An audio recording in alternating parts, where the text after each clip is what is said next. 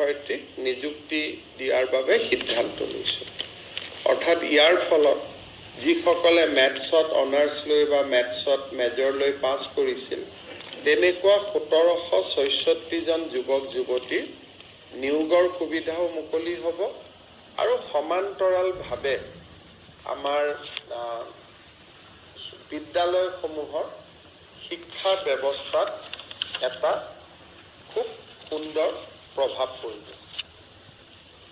কেবিনেটত আৰু এটা আমি সিদ্ধান্ত লৈছোঁ যে ইমান দিনে আমাৰ 11খন পলিটেকনিক আৰু দুখন ইঞ্জিনিয়াৰিং কলেজ ইয়াত আমি আউটসোৰ্স হিচাপত তৃতীয় আৰু চতুৰ্থ শ্ৰেণীৰ কৰ্মচাৰীবিলাক লৈ আছিলোঁ। এতিয়া আমি এনে ধৰণৰ 221টা তৃতীয় আৰু চতুৰ্থ শ্ৰেণীৰ পদ আমি গভৰ্নিং বডিসমূহক ল'বৰ কাৰণে আমি অনুমতি দিছোঁ আৰু তেওঁলোকৰ দৰমহা আমাৰ বাজেটৰ পৰা পোনে দিব পৰা হ'ব। তেওঁলোকে আৰু আমাৰ কোনো আউটসোৰ্সিং কৰিব নালাগে, গভৰ্নিং বডিয়ে নিজে নিজে নিযুক্তি দিব পাৰিব। আমাৰ পদু একৰ্ডত এটা ক্লজ আছিলে যে বিটিআৰৰ সীমা শোণিতপুৰ জিলাৰ বড়ো অধ্যুষিত অঞ্চলসমূহকো সামৰি ল'ব।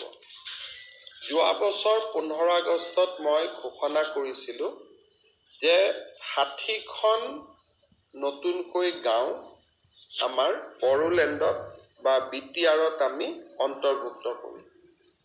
ইতিমধ্যে 41খন গাঁও নতুনকৈ অন্তৰ্ভুক্ত কৰা হৈছিলে, কিন্তু 60খন পাবলৈ আৰু 19খন গাঁও আমি বিটিআৰত অন্তৰ্ভুক্ত কৰিব লাগে। আজি কেবিনেটে 16খন গাঁও বিটিআৰত অন্তৰ্ভুক্ত কৰিছে নতুনকৈ, আৰু 3খন গাঁৱত বড়ো লোকৰ সংখ্যা কিমান আছে তাক চাই পেলাই সিদ্ধান্ত ল'বলৈ মুখ্যমন্ত্ৰীক কৰ্তৃত্ব অৰ্পণ কৰিছে। অৰ্থাৎ ইয়াৰ ফলত আমি পোনে ক'ব পাৰোঁ যে বিটিআৰ একৰ্ডত যিটো এটা ডাঙৰ কথা আছিল যে শোণিতপুৰ আৰু আমাৰ বিশ্বনাথ জিলালৈকে বিটিআৰৰ সীমা বৃদ্ধি হ'ব, কিন্তু কেৱল 80%তকৈও অধিক বড়ো বা জনজাতীয় লোক থকা গাঁৱক লৈহে সম্প্ৰসাৰিত হ'ব।